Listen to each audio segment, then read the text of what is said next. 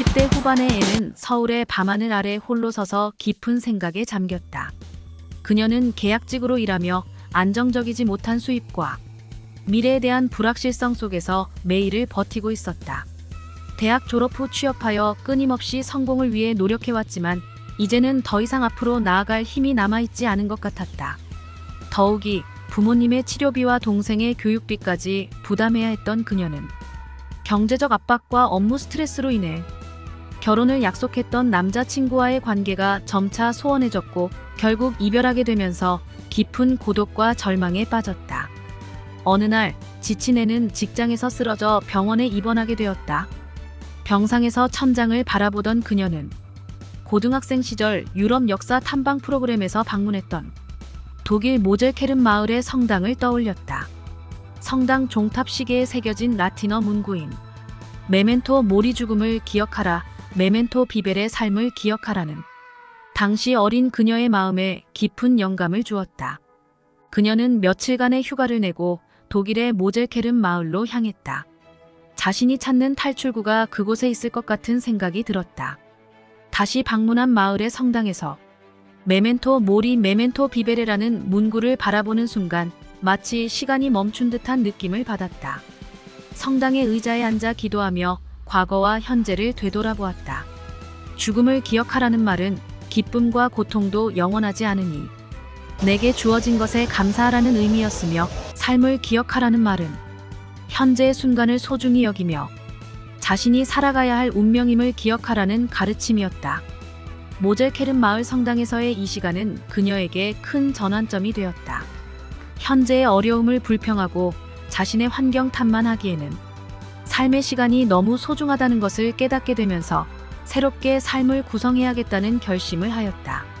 서울로 돌아온 그녀는 우선 미래 설계 상담을 신청하였다.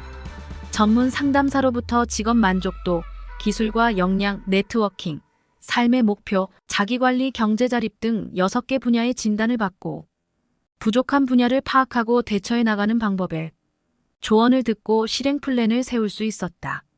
지금까지 자신의 실력에만 의존해 업무를 수행했지만 한계를 느낀 적이 한두 번이 아니었다. 동료와의 소통과 협업이 필요한데도 계약직이라는 경계를 자신이 만들어 소통을 멀리하고 혼자서 독단적으로 일을 처리하고 있었다는 사실도 상담을 통해 깨닫고 자신이 만든 벽을 자신이 허물어가며 새롭게 미래 준비를 시작하기로 결심했다. 능동적 마음가짐과 오픈 마인드로 업무에 임하면서 몇 차례 어려운 난관에도 불구하고 동료들과 대화하고 그들의 의견을 경청하게 되면서 직장 생활에 변화가 생기기 시작했다. 업무 효율성이 높아졌고 성과가 눈에 띄게 개선되어 자신감을 회복하였으며 직장에서 서서히 인정받기 시작했고 마침내 정규직으로 전환될 기회도 얻게 되었다.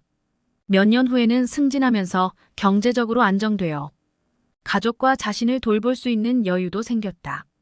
하지만 여기서 만족하지 않고 끊임없이 새로운 목표를 설정하며 도전을 멈추지 않았다. 어린 시절부터 작가가 되는 것이 꿈이었던 애는 매일 일기를 써 자신의 성장 이야기를 기록해왔다. 이 일기를 바탕으로 책을 집필하며 마침내 자신의 작품을 출판하게 되었다. 그녀의 책은 비슷한 처지에 있는 사람들에게 감동을 주고 희망을 전달했다. 그리고 블로그를 통해 사람들과 소통하기 시작했다. 그녀의 블로그는 점점 인기를 얻었고 진솔한 이야기와 조언은 많은 사람들에게 큰 울림을 주었다. 이 이야기는 이 시대의 모든 이들에게 삶을 조화롭게 살아가는 것이 얼마나 중요한지 일깨워 주었으며 그녀의 경험이 많은 사람들에게 희망과 용기를 전달하면서 그녀의 삶을 더욱 풍요롭게 만들었다. 그녀의 삶은 여전히 진행 중이며 앞으로도 여러 어려움과 도전에 직면하겠지만 메멘토 모리 메멘토 비베레가 전하는 메시지를 기억하며 자신이 살아야 할 운명을 받아들이고 그 이유를 되새기게 될 것이다.